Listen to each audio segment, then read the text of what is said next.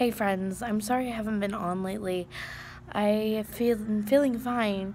It's just I had this cough with no other symptoms that made me sound like death. So I thought maybe I wouldn't make a video last week, and I thought I would be better this week, which I am. I feel fine. It's just my voice is a little gross. So, yeah. Today I'm going to be talking a little bit about brain attacks, and these are, I don't know how to describe them, but I'll try, okay? It's when you're fine, you feel fine, but all of a sudden these thoughts are coming into your head, just berating you, just incredibly negative things. It could be about your body, it could be about your personality, it could be about your eating habits. It's just all of a sudden they flood your brain, and it's not like a normal day. Like every day in recovery is a struggle. Slightly, it is. It gets better, but it's a struggle. But the eating disorder voice is just really, really loud all of a sudden. And I don't think I'm alone in this, so I'm going to be talking about this when the attacks come. What I do is, when they're really bad and they're just shouting lies at me, I write down the lies. I write down what it's telling me, how horrible I am, how fat I am, how I'm a terrible person. I just write it all down. And then after I write it all down, I write down rebuffals. Now, these brain attacks can come from different things. Usually it comes for me after a meal or when I'm feeling self-conscious about something, not necessarily about my body, but with something, how class went or how a conversation went, and it just comes. It doesn't happen often, but when it does, it's intense.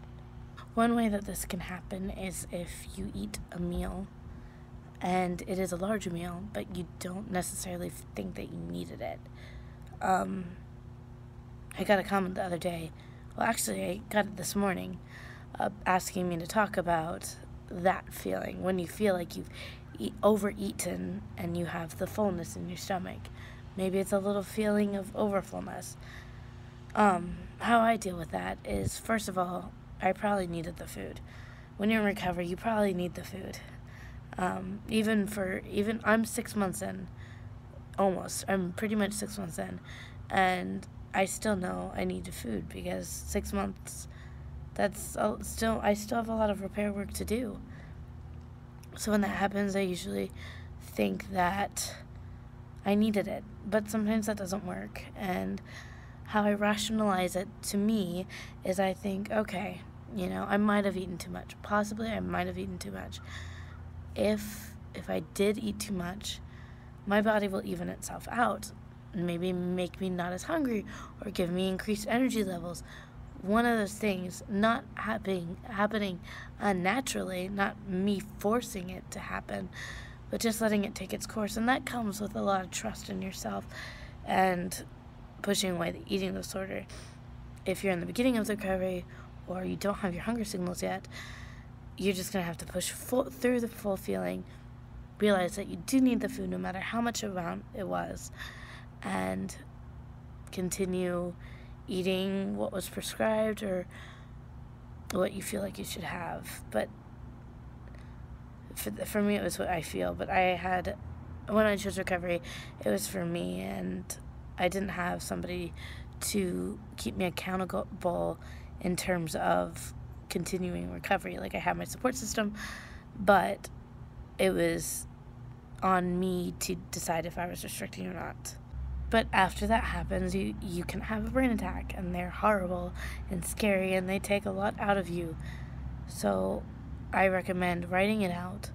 I recommend rebuffing it. If talking to a person would help, talk to a person. Talking to me would help, talk to me. You need to get it out. You need to get it out because you can't contain it in your head, because that'll just drive you crazy and suppress it, and it'll come back and raging. I only discovered these recently. I've only recognized them recently. I just had a surplus of negative emotions that were very abrasive, and I didn't know what to do.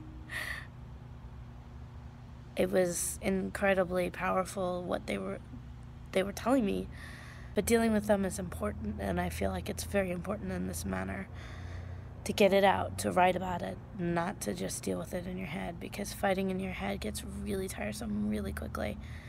So write it out, talk it out, pain it out. Do something.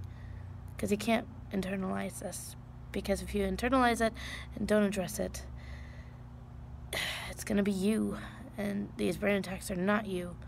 They are something that's trying to kill you. I hope you guys are doing well. Let me know how you're doing. I've missed you guys, and I want to hear how you're doing. Alright, I'll see you later. Bye.